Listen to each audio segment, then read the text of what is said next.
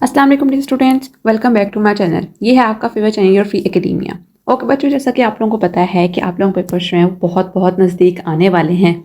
I hope so कि आप लोग बहुत अच्छी प्रिपरेशन अपने पेपर्स की कर रहे होंगे और मैं उम्मीद करती हूँ कि आप लोग टेस्ट सीरीज भी दे रहे होंगे, एकेडमीज भी जा रहे होंगे। एकेडमीज नहीं जा रहे तो घर में भी किसी ना किसी को टेस्ट जो है वो लाजमन दे रहे होंगे। आज बेसिकली हम डिस्कस करेंगे पेरिंग स्कीम इंग्लिश की। Pairing scheme English 12th 2024। बच्चों ये आप लोगों की अपडेटेड पेरिंग स्कीम है। अगर इसके अंदर थोड़ी सी माइनर से भी चेंजेस आएंगी तो मैं ज़रूर आप लोगों को बताऊंगी, ठीक है। अभी तक के लिए ये कंफर्म पेरिंग स्कीम है, आपने इसी के अकॉर्डिंग तैयारी करनी है। और आई होप सो कि आपके जो अकेडमीज हैं या और कॉलेजेस वाले भी आप लोगों को इसी तरह प्रिपरेशन जो होंगे, इस तरह टेस्ट आप लोगों के ले रहे होंगे। आप लोगों को पता है टोटल अगर आप लोगों के मार्क्स की बात करें, टोटल मार्क्स आप लोगों के होते हैं 100। अब इस 100 मार्क्स के अंदर आधे मार्क्स होते हैं वो आपके एमसीक्यूज के होते हैं और हाफ मार्क्स होते हैं वो आपके होते हैं सब्जेक्टिव पार्ट के।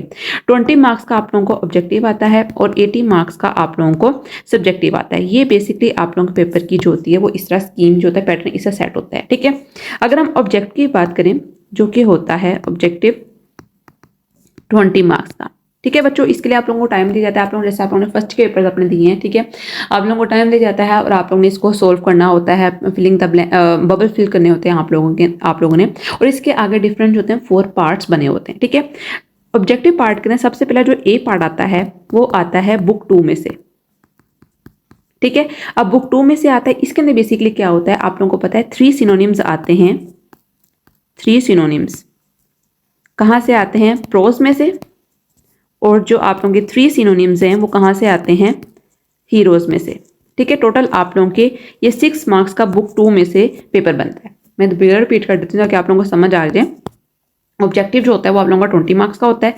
इसके आगे 4 फर्दर पार्ट्स होते हैं। जो ए पार्ट होता है वो बुक 2 में से आता है, जिसके अंदर 3 सिनोनिम्स जो होते हैं वो प्रोज में से आते हैं और 3 सिनोनिम्स जो होते हैं वो आपके हीरोज वाले चैप्टर्स में से आते हैं। 3 जो हीरोज हैं उनमें से आप लोगों को 3 सिनोनिम्स आएंगे, ठीक है।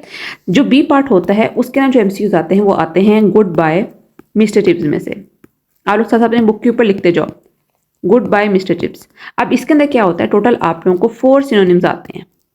तो इसके लिए आप लोगों को सिनोनिम्स की बहुत अच्छी प्रिपरेशन करनी है, क्योंकि ये बहुत ज़्यादा हैवी मार्क्स जो होते हैं वो कैरी कर रहे होते हैं और बहुत ईजी है इनको लर्न करना, ठीक है। अगर आप लोग ने स्टार्ट से लर्न करना स्टार्ट किए होंगे ना, इनके आप लोगों को उर्दू मीनिंग्स आते होंगे, आप लोगों को इंग्लिश मीनिंग 1 या 2 आते होंगे, तो आप लोगों को बहुत ईजी होंगे इनको पढ़ना, ठीक है। सिर्फ आप लोग वो चीज़ें अंडरलाइन किया करो जो आप लोगों को नहीं आती हैं, तो आप लोग बहुत ईजिली अपने सिनोनिम्स जो है वो प्रिपेयर कर सकते हो।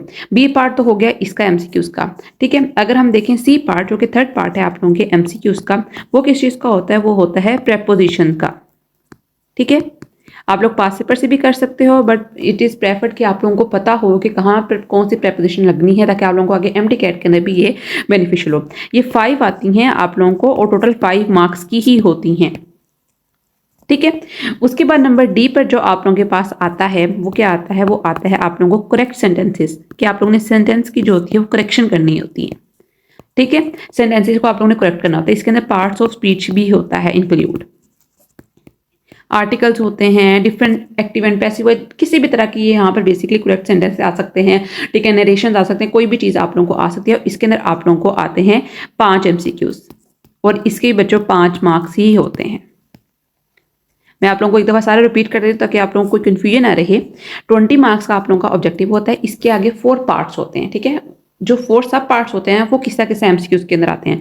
जो ए पार्ट होता है वो बुक 2 में से आता है, जिसके अंदर आप लोगों को 3 सिनोनिम्स होते हैं वो प्रोज में से आते हैं और 3 सिनोनिम्स होते हैं वो हीरोज में से आते हैं। टोटल आप लोगों को 6 आते हैं जो कि 6 मार्क्स के होते हैं।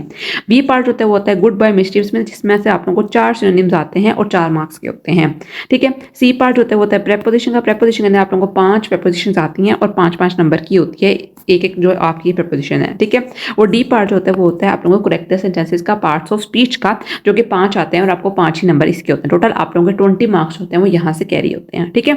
अब चलते हैं बच्चों आप लोगों किस चीज़ की तरफ? अब चलते हैं आप लोगों के सब्जेक्टिव पार्ट की तरफ और इसके टोटल मार्क्स होते हैं 80, ठीक है। अभी हम देखते हैं ये किस्सा ये कंस्टिट्यूट करते हैं अपने मार्क्स के ऊपर, ठीक है। क्वेश्चन नंबर 1 तो हो गया आप लोगों के एमसीक्यूज का। क्वेश्चन नंबर 2 जो होता है वो स्टार्ट होता है किस चीज़ से? शॉर्ट क्वेश्चन आंसर से। इसके अंदर बेसिकली क्या होता है, बुक 2 में से शॉर्ट क्वेश्चन आंसर बनते हैं। बुक 2 किस चीज़ की है?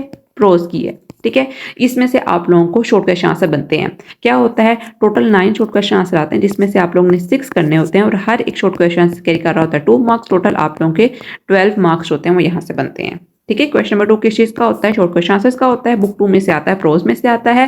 ठीक है, 9 आप लोगों को शॉर्ट क्वेश्चन आंसर आते हैं जिसमें से आप लोगों ने 6 करने होते हैं और हर एक कैरी कर होता है 2 मार्क्स। टोटल आप लोगों के मार्क्स हो गए 12।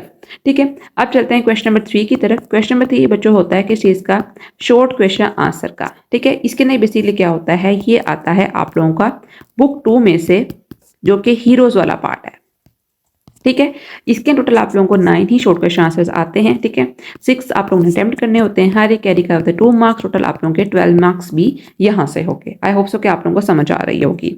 ठीक है, अब मोस्ट इंपॉर्टेंटली आप लोगों का जो क्वेश्चन नंबर 4 आता है वो भी बच्चों आता है किस चीज़ का, वो आता है शॉर्ट क्वेश्चन आंसर्स का। ठीक है, और ये किस में से आता है, ये आता है गुड बाय मिस्टर चिप्स में से।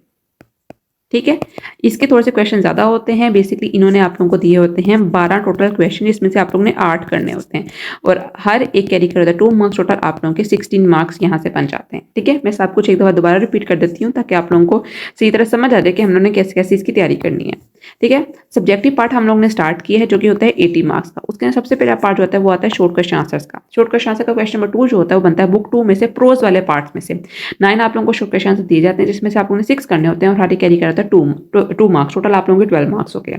क्वेश्चन नंबर 3 भी होता है शॉर्ट क्वेश्चन आंसर का जो कि आप लोगों का बुक 2 में से ही हीरोज वाले पार्ट में से आता है, हीरो वाले पोर्शन में से आता है। उसमें से आप लोगों को 9 शॉर्ट क्वेश्चन आंसर आते हैं जिसमें से आप लोगों ने 6 करने होते हैं और हर एक कैरी कर होता है 2 मार्क्स। टोटल आप लोगों के मार्क्स हो गए 12।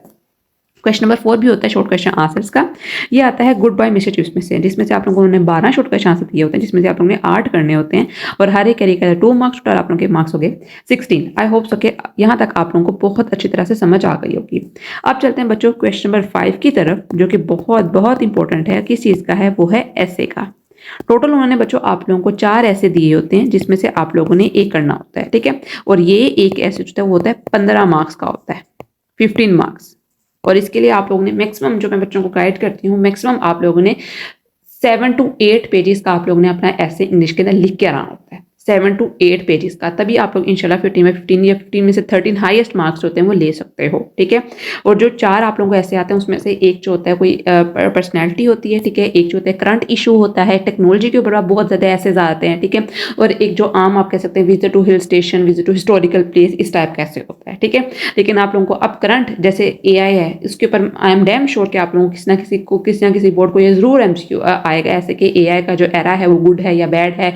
ठीक है, कोई भी आप लोगों को इस टॉपिक के ऊपर दे सकते हैं, बट आप लोगों ने इस AI के ऊपर लास्ट में आप लोगों ने पढ़ के जाना है। ठीक है, कोरोना वायरस के ऊपर आप लोग पढ़ सकते हो, कोई डिजीज जो अभी रिसेंट जो भी आप लोगों को देख रहे हो, हालात देख रहे हो मुल्क के अंदर, उसके ऊपर कोई भी आप लोगों को ऐसे आ सकता है।